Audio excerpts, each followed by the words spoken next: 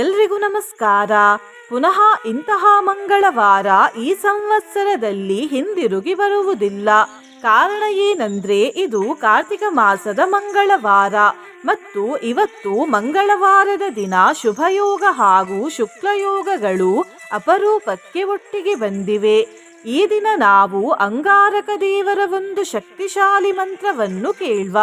ಅಂಗಾರಕ ಅಂದರೆ ಕುಜದೇವರು. ಈ ಮಂತ್ರವನ್ನು ಸಾಕ್ಷಾತ್ ಬ್ರಹ್ಮದೇವರೇ ಹೇಳಿರುವುದು. ಈ ಮಂತ್ರವನ್ನು ಭಕ್ತಿಯಿಂದ ಹಾಗೂ ಶ್ರದ್ಧೆಯಿಂದ 108 ಬಾರಿ ಕೇಳಿದ್ರೆ ಎಲ್ಲಾ ರೀತಿಯ ಋಣಗಳಿಂದ ಮುಕ್ತಿ ಸಿಗ್ತದೆ. ಎಲ್ಲಾ ರೀತಿಯ ಕಷ್ಟಗಳು ದೂರವಾಗುತ್ತವೆ. ಯಾವುದೇ ಸಂಶಯವಿಲ್ಲದೆ ಅಪಾರ ಧನಲಾಭವಾಗುತ್ತದೆ. ಹೀಗೆಂದು ಈ ಮಂತ್ರದಲ್ಲೇ ಹೇಳಲಾಗಿದೆ. ಕುಜದೋಷ ಪರಿಹಾರವಾಗುತ್ತದೆ, ಸುಖ ಸಮೃದ್ಧಿ ದೊರೆಯುತ್ತದೆ, ಪಾಪನಾಶವಾಗುತ್ತದೆ ಮತ್ತು ಎಲ್ಲ ರೀತಿಯ ಮಾನಸಿಕ ಚಿಂತೆ ದೂರವಾಗುತ್ತವೆ. ಈ ಮಂತ್ರವನ್ನು ಪ್ರತಿ ಮಂಗಳವಾರ ಕೇಳಿದರೆ ಅಥವಾ ಜಪಿಸಿದರೆ ಸಮಸ್ತ ಸನ್ಮಂಗಳ ಫಲಗಳು ದೊರೆಯುತ್ತವೆ. ನಿನ್ನೆ ನಾನು ಕೇಳಿದ ಪ್ರಶ್ನೆ, ಸ್ಕಂದದೇವರ ಧ್ವಜದ ಹೆಸರೇನು ಎಂದು. ಈ ಪ್ರಶ್ನೆಗೆ ಸರಿಯುತ್ತರ ಡಿ ಕುಕ್ಕುಟ ಧ್ವಜ. ಸರಿಯುತ್ತರ ಕೊಟ್ಟವರಲ್ಲಿ ಒಬ್ಬರ ಹೆಸರು ಯನ್ಮನ್ಮ ಅವರೇ. ಭಕ್ತಿ ಮಾಡುವುದನ್ನು ಬಿಡಬೇಡಿ ಅಂತ ಹೇಳ್ತಾ ಇವತ್ತಿನ ಪ್ರಶ್ನೆಯನ್ನು ನೋಡುವ. ಇದರಲ್ಲಿ ಯಾವುದು ಕುಜದೇವರ ಬೇರೆ ಹೆಸರು? ಎ ಬುಧದೇವರು, ಬಿ ಮಂಗಳದೇವರು, ಸಿ ಸೂರ್ಯದೇವರು, ಡಿ ಬೃಹಸ್ಪತಿ ದೇವರು. ಈ ಪ್ರಶ್ನೆಗೆ ಸರಿಯುತ್ತರ ಕೊಟ್ಟವರಲ್ಲಿ ಒಬ್ಬರ ಹೆಸರನ್ನು ನಾಳಿನ ವಿಡಿಯೋದಲ್ಲಿ ಹೇಳ್ತೇನೆ. ಬನ್ನಿ ಈಗ ಈ ಶಕ್ತಿಶಾಲಿ ಅಂಗಾರಕ ಮಂತ್ರವನ್ನು 108 ಬಾರಿ ಭಕ್ತಿಯಿಂದ ಕೇಳುವ. ಅದಕ್ಕಿಂತ ಮುಂಚೆ ಓಂ ಶ್ರೀ ಅಂಗಾರಕಾಯ ನಮಃ ಎಂದು ಕಮೆಂಟ್ ಮಾಡಿ. ಚಾನಲಿಗೆ ಹೊಸಬ್ರಾಗಿದ್ರೆ ಚಾನಲನ್ನು ಸಬ್ಸ್ಕ್ರೈಬ್ ಮಾಡಿ, ಹತ್ರ ಇರುವ ಬೆಲ್ ಬಟನ್ ಪ್ರೆಸ್ ಮಾಡಿ, ಆಲ್ ಅನ್ನುವ ಆಪ್ಷನ್ ಅನ್ನು ಸೆಲೆಕ್ಟ್ ಮಾಡಿ. ನೀವು ಆನ್ಲೈನಿಂದ ಕುಂಕುಮವನ್ನು ಖರೀದಿಸಲು ಇಚ್ಛಿಸಿದರೆ ಈ ವಿಡಿಯೋದಲ್ಲಿ ಟ್ಯಾಗ್ ಮಾಡಿದ ಕುಂಕುಮವನ್ನು ಖರೀದಿಸಬಹುದು. ಕೃಷ್ಣಾಯ ವಾಸುದೇವಾಯ ಹರಿಯೇ ಪರಮಾತ್ಮನೇ ಪ್ರಣತಃ ಕ್ಲೇಶನಾಶಾಯ. ಶ್ರೀ ಕೃಷ್ಣ ಜ್ಯೋತಿಷ್ಯಾಲಯ, ಉಡುಪಿಯ ಪ್ರಖ್ಯಾತ ಜ್ಯೋತಿಷ್ಯ ವಿದ್ವಾಂಸರು ದೈವಜ್ಞ ಶ್ರೀ ವಿದ್ಯಾತೀರ್ಥ ಪ್ರಸನ್ನ ಭಟ್. ನಿಮ್ಮ ಸಮಸ್ಯೆ ಯಾವುದೇ ಇದ್ದರೂ ತುಳುನಾಡಿನ ದೈವಾರಾಧನೆಯಿಂದ ಹಾಗೂ ಶ್ರೀಕೃಷ್ಣ ದೈವಿಕ ಶಕ್ತಿಯಿಂದ ಶಾಶ್ವತ ಪರಿಹಾರ ಮಾಡಿಕೊಡುತ್ತಾರೆ. ಏತಾನಿ ಕುಜನಾಮಾನಿ ಯೋ ನಿತ್ಯಂ ಪ್ರಯತಃ ಪಠೇತ್ ಋಣಂ ನ ಜಾಯತೆ ತಸ್ಯ ಧನಂ ಪ್ರಾಪ್ನೋತ್ಯ ಸಂಶಯಂ. ಮಂಗಳಂ ಪೂಜಯಿತ್ವಾ ತು ಮಂಗಳೇ ಹನಿ ಸರ್ವದಾ. ಏತಾನಿ ಕುಜನಾಮಾನಿ ಯೋ ನಿತ್ಯಂ ಪ್ರಯತಃ ಪಠೇತ್ ಋಣಂ ನ ಜಾಯತೆ ತಸ್ಯ ಧನಂ ಪ್ರಾಪ್ನೋತ್ಯ ಸಂಶಯಂ. ಮಂಗಳಂ ಪೂಜಯಿತ್ವಾ ತು ಮಂಗಳೇ ಹನಿ ಸರ್ವದಾ. ಏತಾನಿ ಕುಜನಾಮಾನಿ ಯೋ ನಿತ್ಯಂ ಪ್ರಯತಃ ಪಠೇತ್ ಋಣಂ ನ ಜಾಯತೆ ತಸ್ಯ ಧನಂ ಪ್ರಾಪ್ನೋತ್ಯ ಸಂಶಯಂ. ಮಂಗಳಂ ಪೂಜಯಿತ್ವಾ ತು ಮಂಗಳೇ ಹನಿ ಸರ್ವದಾ. ಏತಾನಿ ಕುಜನಾಮಾನಿ ಯೋ ನಿತ್ಯಂ ಪ್ರಯತಃ ಪಠೇತ್ ಋಣಂ ನ ಜಾಯತೆ ತಸ್ಯ ಧನಂ ಪ್ರಾಪ್ನೋತ್ಯ ಸಂಶಯಂ. ಮಂಗಳಂ ಪೂಜಯಿತ್ವಾ ತು ಮಂಗಳೇ ಹನಿ ಸರ್ವದಾ. ಏತಾನಿ ಕುಜನಾಮಾನಿ ಯೋ ನಿತ್ಯಂ ಪ್ರಯತಃ ಪಠೇತ್ ಋಣಂ ನ ಜಾಯತೆ ತಸ್ಯ ಧನಂ ಪ್ರಾಪ್ನೋತ್ಯ ಸಂಶಯಂ. ಮಂಗಳಂ ಪೂಜಯಿತ್ವಾ ತು ಮಂಗಳೇ ಹನಿ ಸರ್ವದಾ. ಏತಾನಿ ಕುಜನಾಮಾನಿ ಯೋ ನಿತ್ಯಂ ಪ್ರಯತಃ ಪಠೇತ್ ಋಣಂ ನ ಜಾಯತೆ ತಸ್ಯ ಧನಂ ಪ್ರಾಪ್ನೋತ್ಯ ಸಂಶಯಂ.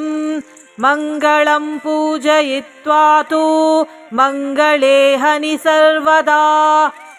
ಏತಾನಿ ಕುಜನಾಮಾನಿ ಯೋ ನಿತ್ಯಂ ಪ್ರಯತಃ ಪಠೇತ್ ऋणं न जायते तस्य धनं प्राप्नोत्यसंशयम् मङ्गलं पूजयित्वा तु मङ्गले हनि सर्वदा एतानि कुजनामानि यो नित्यं प्रयतः पठेत् ऋणं न जायते तस्य धनं प्राप्नोत्यसंशयम् मङ्गलं पूजयित्वा तु मङ्गले हनि सर्वदा एतानि कुजनामानि यो नित्यं प्रयतः पठेत् ऋणं न जायते तस्य धनं प्राप्नोत्यसंशयम् मङ्गलं पूजयित्वा तु मङ्गले हनि सर्वदा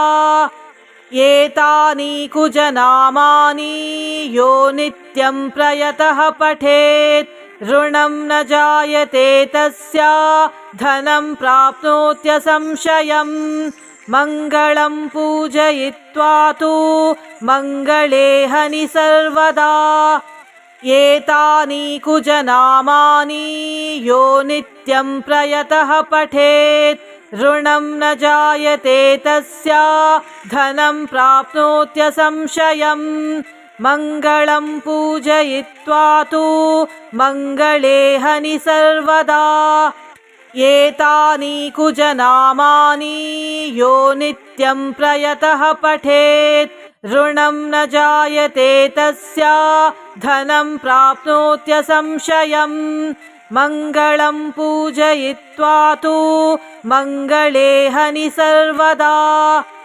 एतानि कुजनामानि यो नित्यं प्रयतः पठेत् ऋणं न जायते तस्य धनं प्राप्नोत्यसंशयम् मङ्गलं पूजयित्वा तु मङ्गले हनि सर्वदा एतानि कुजनामानि यो नित्यं प्रयतः पठेत् ऋणं न जायते तस्य धनं प्राप्नोत्यसंशयम् मङ्गलं पूजयित्वा तु मङ्गले हनि सर्वदा एतानि कुजनामानि यो नित्यं प्रयतः पठेत् ऋणं न जायते तस्य धनं प्राप्नोत्यसंशयम् मङ्गलं पूजयित्वा तु मङ्गले हनि सर्वदा एतानि कुजनामानि यो नित्यं प्रयतः पठेत् ऋणं न जायते तस्य धनं प्राप्नोत्यसंशयम् मङ्गलं पूजयित्वा तु मङ्गले हनि सर्वदा एतानि कुजनामानि यो नित्यं प्रयतः पठेत् ऋणं न जायते तस्य धनं प्राप्नोत्यसंशयम् मङ्गलं पूजयित्वा तु मङ्गले हनि सर्वदा एतानि कुजनामानि यो नित्यं प्रयतः पठेत् ऋणं न जायते तस्य धनं प्राप्नोत्यसंशयम् मङ्गलं पूजयित्वा तु मङ्गले हनि सर्वदा एतानि कुजनामानि यो नित्यं प्रयतः पठेत् ऋणं न जायते तस्य धनं प्राप्नोत्यसंशयम् मङ्गलं पूजयित्वा तु मङ्गले हनि सर्वदा एतानि कुजनामानि यो नित्यं प्रयतः पठेत् ऋणं न जायते तस्य धनं प्राप्नोत्यसंशयम् मङ्गलं पूजयित्वा तु मङ्गले हनि सर्वदा एतानि कुजनामानि यो नित्यं प्रयतः पठेत् ऋणं न जायते तस्य धनं प्राप्नोत्यसंशयम् मङ्गलं पूजयित्वा तु मङ्गले हनि सर्वदा एतानि कुजनामानि यो नित्यं प्रयतः पठेत् ऋणं न जायते तस्य धनं प्राप्नोत्यसंशयम् मङ्गलं पूजयित्वा तु मङ्गले हनि सर्वदा एतानि कुजनामानि यो नित्यं प्रयतः पठेत् ऋणं न जायते तस्य धनं प्राप्नोत्यसंशयम् मङ्गलं पूजयित्वा तु मङ्गले हनि सर्वदा एतानि कुजनामानि यो नित्यं प्रयतः पठेत् ऋणं न जायते तस्य धनं प्राप्नोत्यसंशयम् मङ्गलं पूजयित्वा तु मङ्गले हनि सर्वदा एतानि कुजनामानि यो नित्यं प्रयतः पठेत् ऋणं न जायते तस्य धनं प्राप्नोत्यसंशयम् मङ्गलं पूजयित्वा तु मङ्गले हनि सर्वदा एतानि कुजनामानि यो नित्यं प्रयतः पठेत् ऋणं न जायते तस्य धनं प्राप्नोत्यसंशयम् मङ्गलं पूजयित्वा तु मङ्गले हनि सर्वदा एतानि कुजनामानि यो नित्यं प्रयतः पठेत् ऋणं न जायते तस्य धनं प्राप्नोत्यसंशयम् मङ्गलं पूजयित्वा तु मङ्गले हनि सर्वदा एतानि कुजनामानि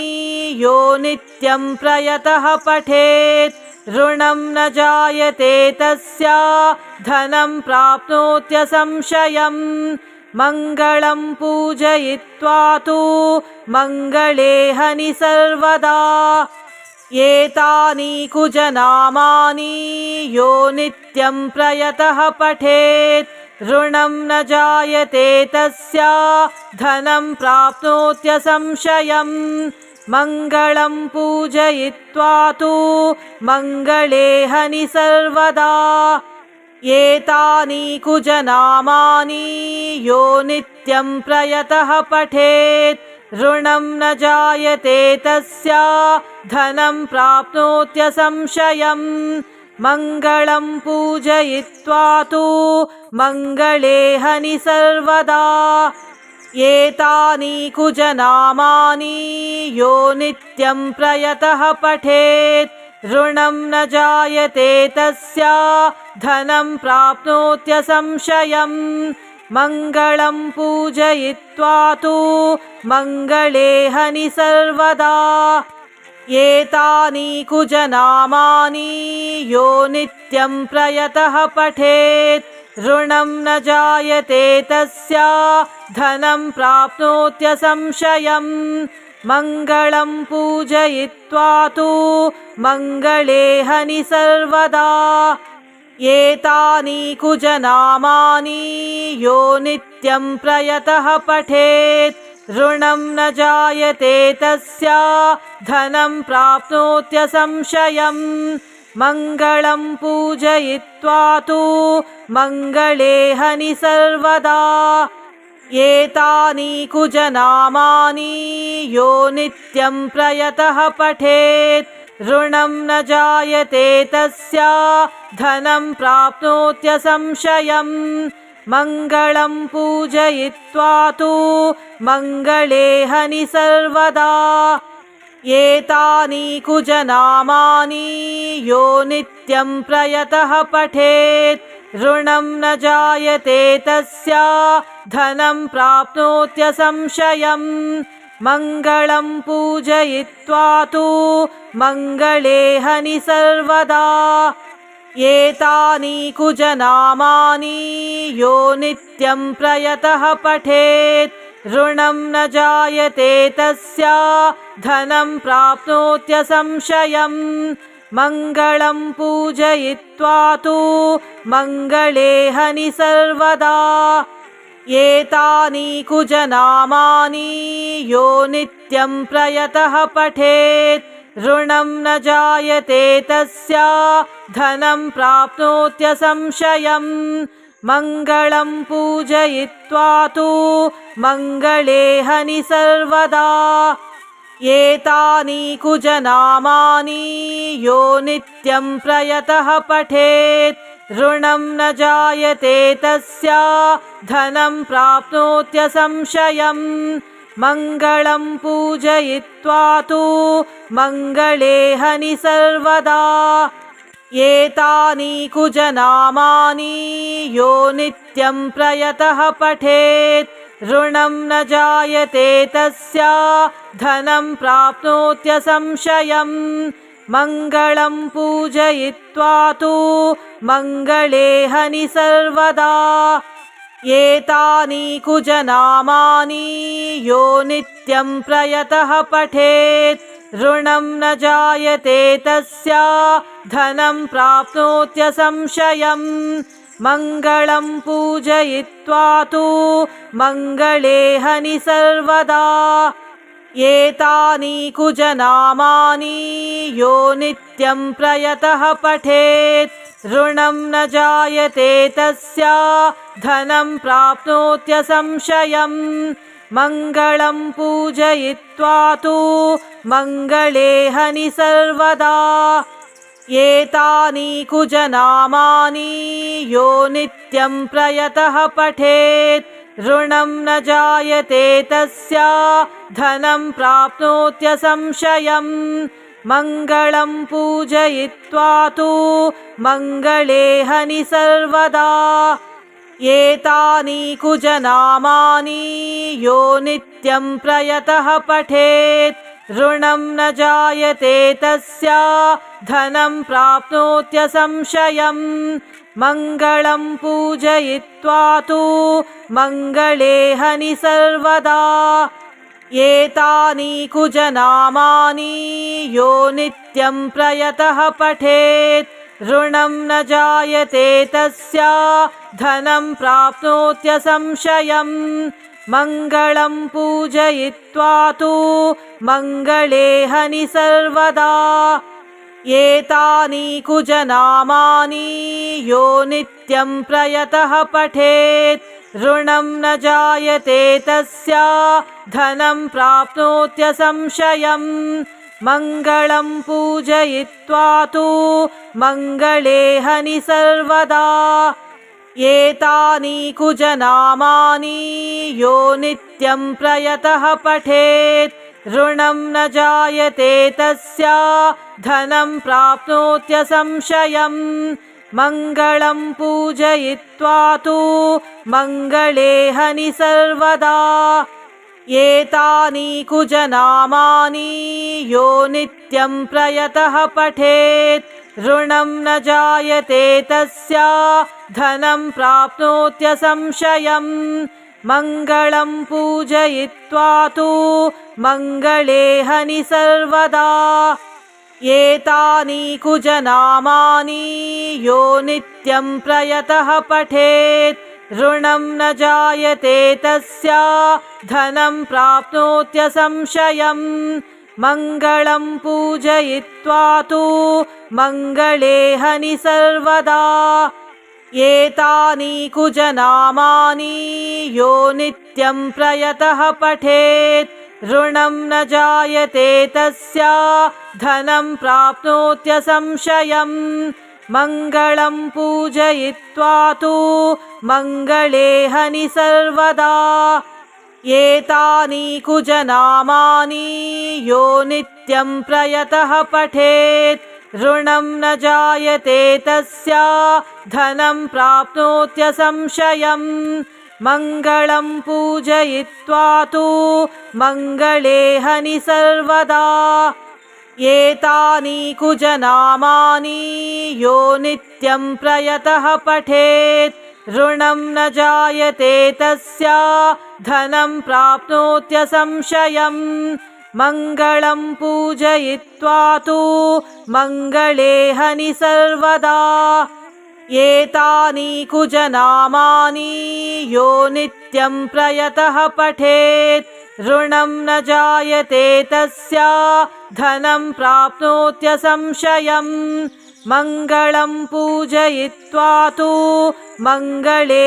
हनि सर्वदा एतानि कुजनामानि यो नित्यं प्रयतः पठेत् ऋणं न जायते तस्य धनं प्राप्नोत्यसंशयम् मङ्गलं पूजयित्वा तु मङ्गले हनि सर्वदा एतानि कुजनामानि यो नित्यं प्रयतः पठेत् ऋणं न जायते तस्य धनं प्राप्नोत्यसंशयम् मङ्गलं पूजयित्वा तु मङ्गले हनि सर्वदा एतानि कुजनामानि यो नित्यं प्रयतः पठेत् ऋणं न जायते तस्य धनं प्राप्नोत्यसंशयम् मङ्गलं पूजयित्वा तु मङ्गले हनि सर्वदा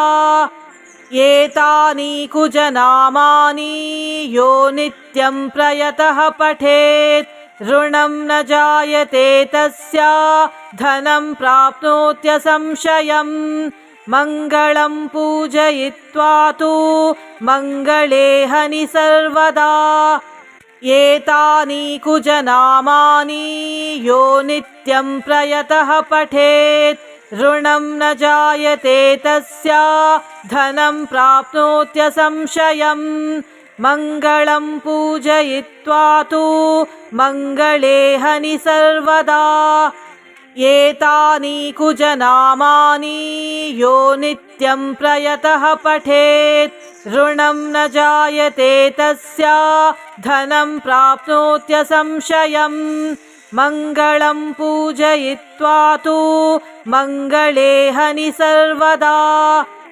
एतानि कुजनामानि यो नित्यं प्रयतः पठेत् ऋणं न जायते तस्य धनं प्राप्नोत्यसंशयम् मङ्गलं पूजयित्वा तु मङ्गले हनि सर्वदा एतानि कुजनामानि यो नित्यं प्रयतः पठेत् ऋणं न जायते तस्य धनं प्राप्नोत्यसंशयम् मङ्गलं पूजयित्वा तु मङ्गले हनि सर्वदा एतानि कुजनामानि यो नित्यं प्रयतः पठेत् ऋणं न जायते तस्य धनं प्राप्नोत्यसंशयम् मङ्गलं पूजयित्वा तु मङ्गले हनि सर्वदा एतानि कुजनामानि यो नित्यं प्रयतः पठेत् ऋणं न जायते तस्य धनं प्राप्नोत्यसंशयम् मङ्गलं पूजयित्वा तु मङ्गले हनि सर्वदा एतानि कुजनामानि यो नित्यं प्रयतः पठेत् ऋणं न जायते तस्य धनं प्राप्नोत्यसंशयम् मङ्गलं पूजयित्वा तु मङ्गले हनि सर्वदा एतानि कुजनामानि यो नित्यं प्रयतः पठेत् ऋणं न जायते तस्य धनं प्राप्नोत्यसंशयम् मङ्गलं पूजयित्वा तु मङ्गले हनि सर्वदा एतानि कुजनामानि यो नित्यं प्रयतः पठेत् ऋणं न जायते तस्य धनं प्राप्नोत्यसंशयम् मङ्गलं पूजयित्वा तु मङ्गले हनि सर्वदा एतानि कुजनामानि यो नित्यं प्रयतः पठेत् ऋणं न जायते तस्य धनं प्राप्नोत्यसंशयम् मङ्गलं पूजयित्वा तु मङ्गले हनि सर्वदा एतानि कुजनामानि यो नित्यं प्रयतः पठेत् ऋणं न जायते तस्य धनं प्राप्नोत्यसंशयम् मङ्गलं पूजयित्वा तु मङ्गले हनि सर्वदा। एतानि कुजनामानि यो नित्यं प्रयतः पठेत् ऋणं न जायते तस्य धनं प्राप्नोत्यसंशयम्। मङ्गलं पूजयित्वा तु मङ्गले हनि सर्वदा। एतानि कुजनामानि यो नित्यं प्रयतः पठेत् ऋणं न जायते तस्य धनं प्राप्नोत्यसंशयम्। मङ्गलं पूजयित्वा तु मङ्गले हनि सर्वदा। एतानि कुजनामानि यो नित्यं प्रयतः पठेत् ऋणं न जायते तस्य धनं प्राप्नोत्यसंशयम्। मङ्गलं पूजयित्वा तु मङ्गले हनि सर्वदा। एतानि कुजनामानि यो नित्यं प्रयतः पठेत् ऋणं न जायते तस्य धनं प्राप्नोत्यसंशयम्। मङ्गलं पूजयित्वा तु मङ्गले हनि सर्वदा।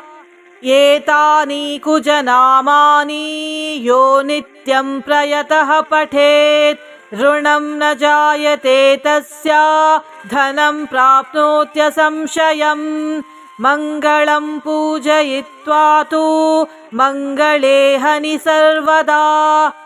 एतानि कुजनामानि यो नित्यं प्रयतः पठेत् ऋणं न जायते तस्य धनं प्राप्नोत्यसंशयम्। मङ्गलं पूजयित्वा तु मङ्गले हनि सर्वदा। एतानि कुजनामानि यो नित्यं प्रयतः पठेत् ऋणं न जायते तस्य धनं प्राप्नोत्यसंशयम्। मङ्गलं पूजयित्वा तु मङ्गले हनि सर्वदा।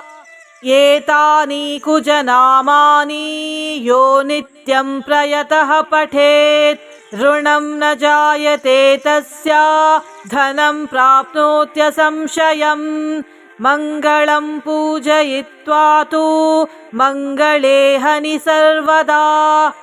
एतानि कुजनामानि यो नित्यं प्रयतः पठेत् ऋणं न जायते तस्य धनं प्राप्नोत्यसंशयम्। मङ्गलं पूजयित्वा तु मङ्गले हनि सर्वदा। एतानि कुजनामानि यो नित्यं प्रयतः पठेत् ऋणं न जायते तस्य धनं प्राप्नोत्यसंशयम्। मङ्गलं पूजयित्वा तु मङ्गले हनि सर्वदा। एतानि कुजनामानि यो नित्यं प्रयतः पठेत् ऋणं न जायते तस्य धनं प्राप्नोत्यसंशयम्। मङ्गलं पूजयित्वा तु मङ्गले हनि सर्वदा। एतानि कुजनामानि यो नित्यं प्रयतः पठेत् ऋणं न जायते तस्य धनं प्राप्नोत्यसंशयम्। मङ्गलं पूजयित्वा तु मङ्गले हनि सर्वदा। एतानि कुजनामानि यो नित्यं प्रयतः पठेत् ऋणं न जायते तस्य धनं प्राप्नोत्यसंशयम्। मङ्गलं पूजयित्वा तु मङ्गले हनि सर्वदा।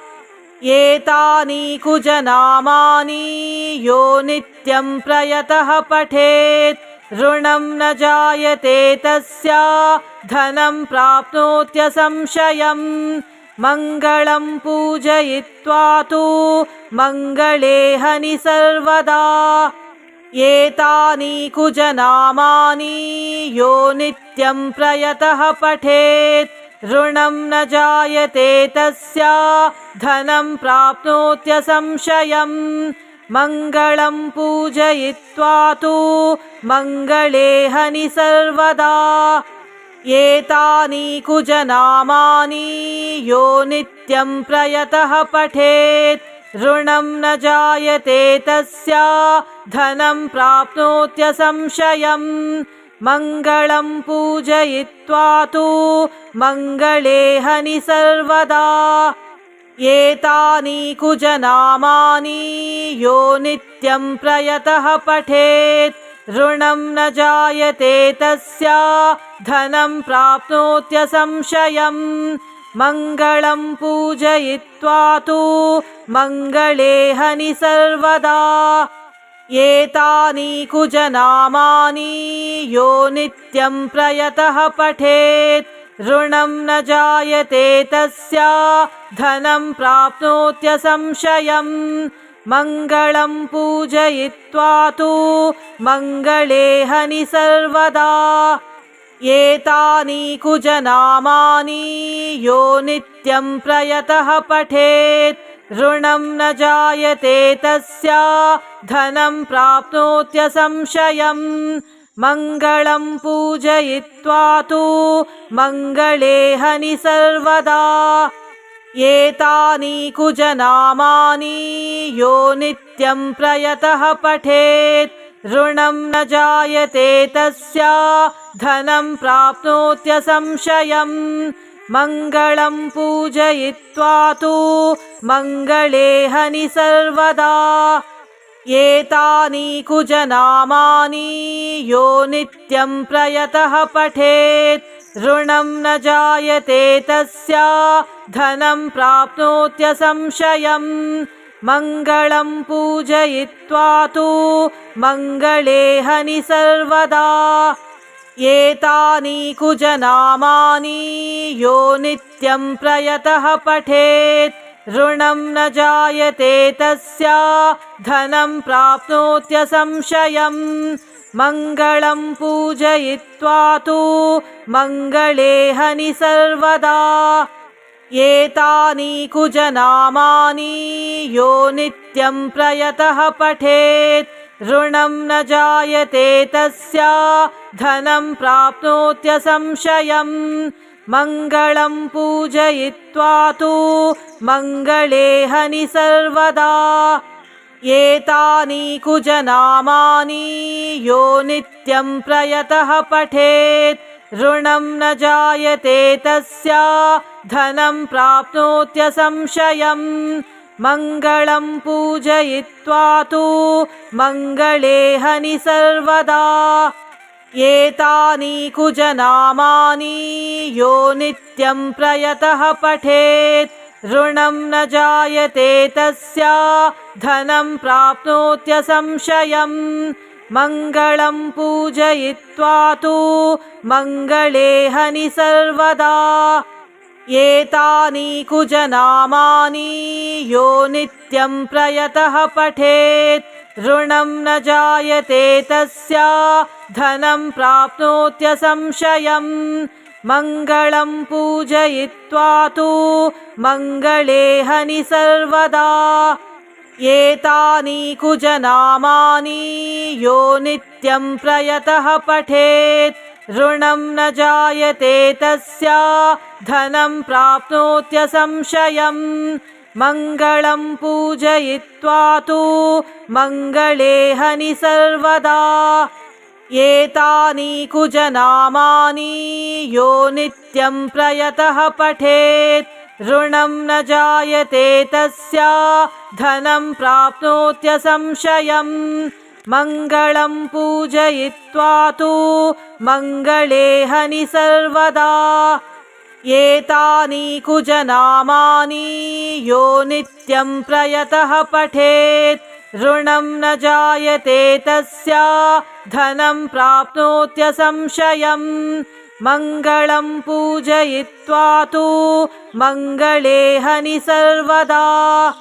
एतानि कुजनामानि यो नित्यं प्रयतः पठेत् ऋणं न जायते तस्य धनं प्राप्नोत्यसंशयम्। मङ्गलं पूजयित्वा तु मङ्गले हनि सर्वदा एतानि कुजनामानि यो नित्यं प्रयतः पठेत् ऋणं न जायते तस्य धनं प्राप्नोत्यसंशयम् मङ्गलं पूजयित्वा तु मङ्गले हनि सर्वदा एतानि कुजनामानि यो नित्यं प्रयतः पठेत् ऋणं न जायते तस्य धनं प्राप्नोत्यसंशयम् मङ्गलं पूजयित्वा तु मङ्गले हनि सर्वदा एतानि कुजनामानि यो नित्यं प्रयतः पठेत् ऋणं न जायते तस्य धनं प्राप्नोत्यसंशयम् मङ्गलं पूजयित्वा तु मङ्गले हनि सर्वदा एतानि कुजनामानि यो नित्यं प्रयतः पठेत् ऋणं न जायते तस्य धनं प्राप्नोत्यसंशयम् मङ्गलं पूजयित्वा तु मङ्गले हनि सर्वदा एतानि कुजनामानि यो नित्यं प्रयतः पठेत् ऋणं न जायते तस्य धनं प्राप्नोत्यसंशयम् मङ्गलं पूजयित्वा तु मङ्गले हनि सर्वदा एतानि कुजनामानि यो नित्यं प्रयतः पठेत् ऋणं न जायते तस्य धनं प्राप्नोत्यसंशयम् मङ्गलं पूजयित्वा तु मङ्गले हनि सर्वदा एतानि कुजनामानि यो नित्यं प्रयतः पठेत् ऋणं न जायते तस्य धनं प्राप्नोत्यसंशयम् मङ्गलं पूजयित्वा तु मङ्गले हनि सर्वदा एतानि कुजनामानि यो नित्यं प्रयतः पठेत् ऋणं न जायते तस्य धनं प्राप्नोत्यसंशयम् मङ्गलं पूजयित्वा तु मङ्गले हनि सर्वदा एतानि कुजनामानि यो नित्यं प्रयतः पठेत् ऋणं न जायते तस्य धनं प्राप्नोत्यसंशयम् मङ्गलं पूजयित्वा तु मङ्गले हनि सर्वदा एतानि कुजनामानि यो नित्यं प्रयतः पठेत् ऋणं न जायते तस्य धनं प्राप्नोत्यसंशयम् मङ्गलं पूजयित्वा तु मङ्गले हनि सर्वदा एतानि कुजनामानि यो नित्यं प्रयतः पठेत् ऋणं न जायते तस्य धनं प्राप्नोत्यसंशयम् मङ्गलं पूजयित्वा तु मङ्गले हनि सर्वदा।